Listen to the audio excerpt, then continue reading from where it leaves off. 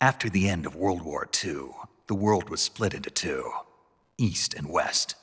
This marked the beginning of the era called the Cold War.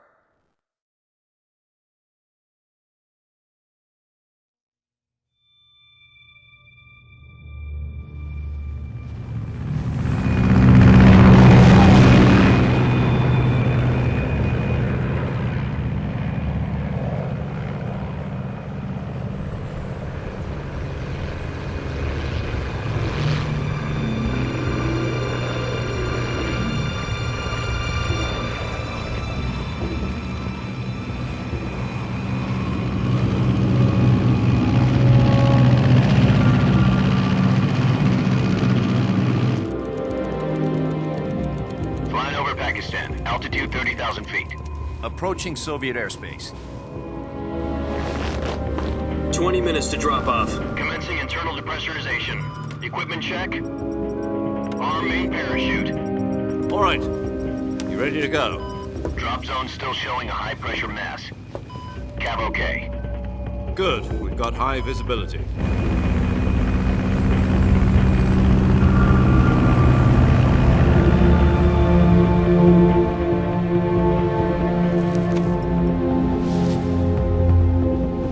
Put out that cigar.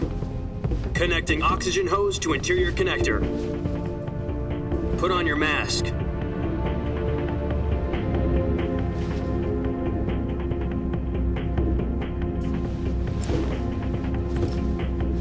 Does this panty waste know what he's doing?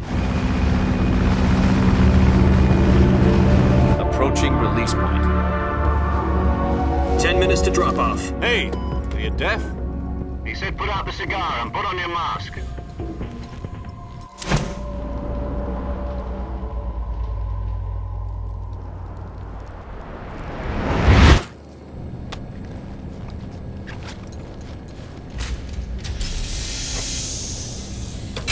Depressurization complete. Checking oxygen supply. 6 minutes to drop off. Opening rear hatch.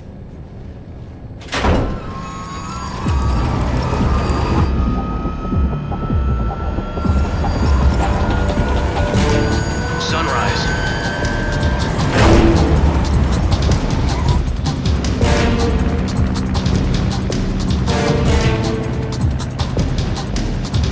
External temperature minus 46 degrees Celsius.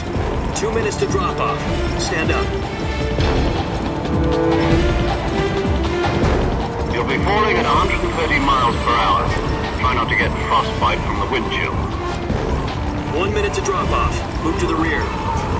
Activate bailout model. This is one for the history books. The world's first halo jump. 10 seconds to drop off. Stand by. Status okay. All green. Prepare for drop-off. Countdown. 5, 4, 3, 2, 1. Spread your wings And fly. God be with you.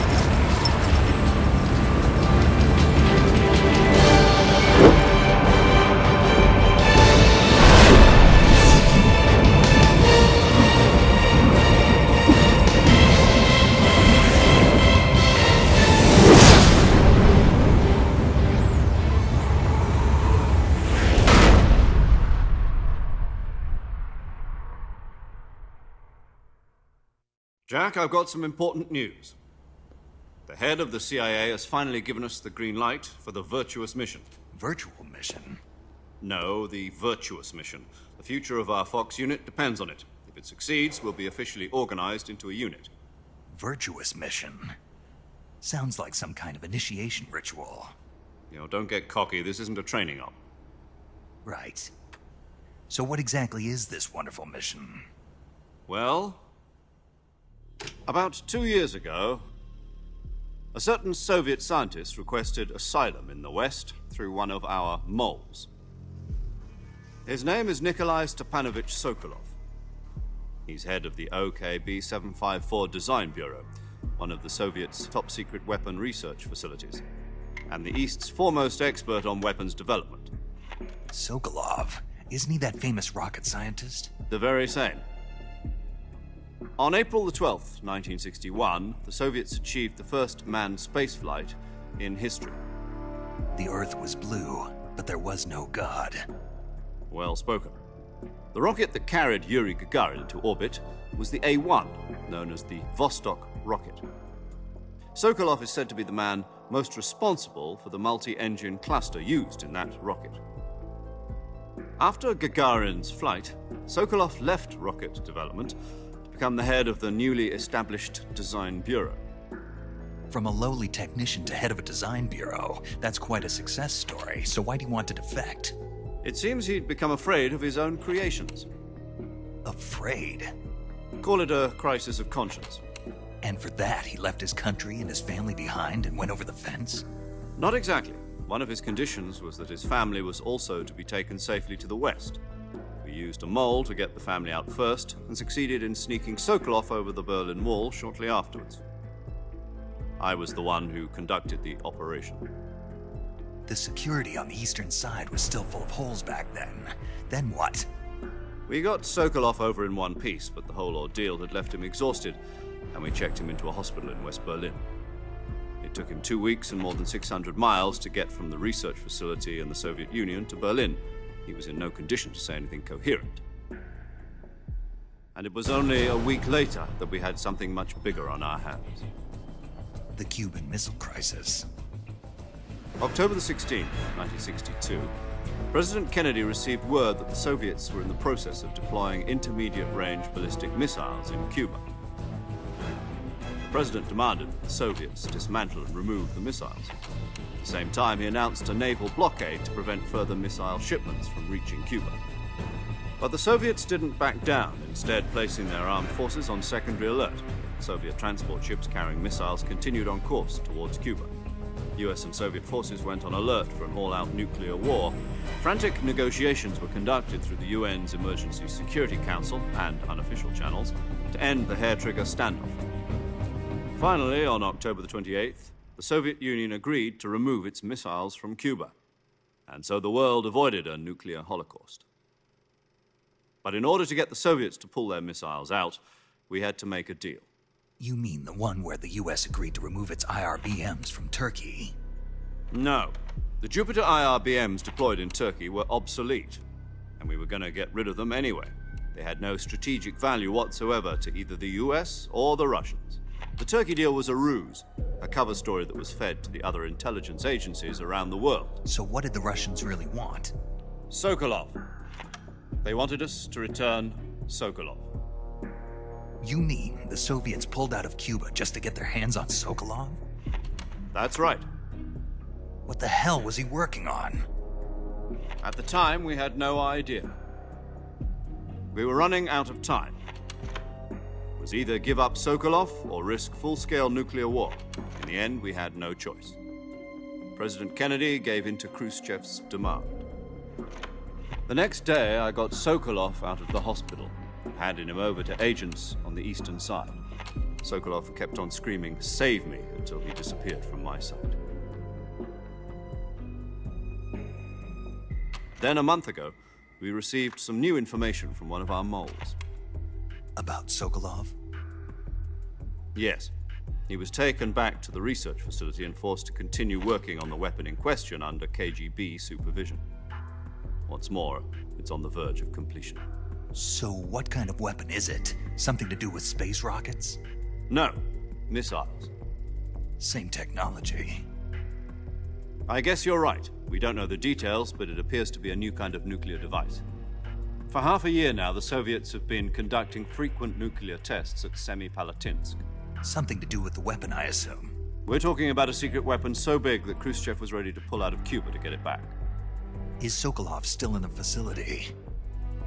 No. According to our intelligence, he's in Selinoyarsk, a place in the mountains about 3 miles to the west that's known as the Virgin Cliffs. The Virgin Cliffs. Nice name for a virtuous mission. They moved him there just recently. Why? Apparently, they're conducting a field test of the weapon, but it's our best chance to get him back. This mission would never have been possible if he was still in the research facility. This is our last chance. Sokolov must have known that too when he contacted us.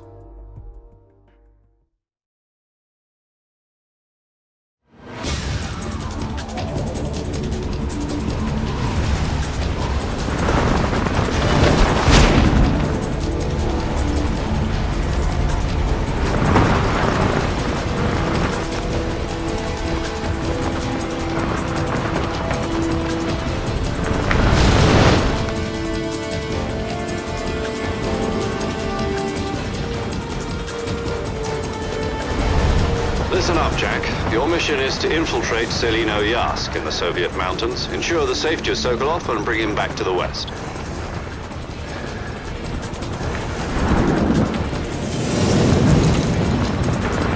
If we don't get Sokolov back before that weapon is complete, we'll be facing a major crisis.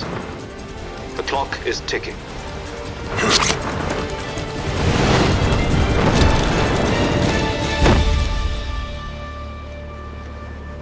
Once we've confirmed the rescue of Sokolov, stand by at the recovery point. A recovery balloon will be dropped at that point. Helium will be pumped into the balloon to inflate it. The process takes about 20 minutes. Once it's complete, the gunship's arm will latch onto the balloon and pull it up. The Fulton surface-to-air recovery system. I'm familiar with the theory. Take it easy. It's been combat-proven. Do you think Sokolov is up to it? The shock will be less than during a parachute jump, and the arm can handle up to 500 pounds. So you're planning on going over the border in a single combat Talon? She's equipped with two 6-barrel 20mm Vulcan cannons, as well as two 40mm machine guns. Sounds like she could hold her own against a battalion of tanks. Even with the fuel in the reserve tank, we're facing a 4-hour time limit. If all goes well, it shouldn't take more than a few hours. Home in time for dinner. But if anything goes wrong, you'll be eating dinner, breakfast, and all the rest of your meals in the jungle.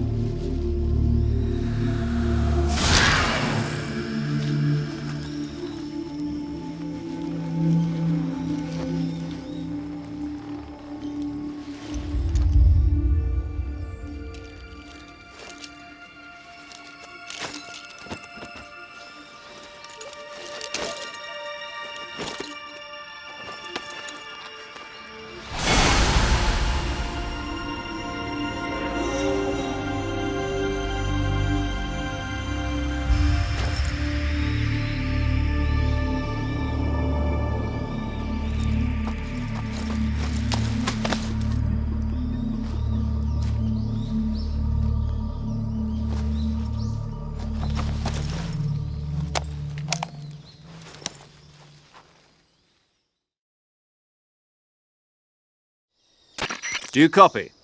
You're already in enemy territory, and somebody might be listening in. From here on out, we'll be using code names to refer to each other. Your code name for this mission will be Naked Snake. I'll be referring to you as Snake from now on. You're not to mention your real name. Snake? Oh, you don't like snakes? What do you mean? You've eaten one before, haven't you? In survival.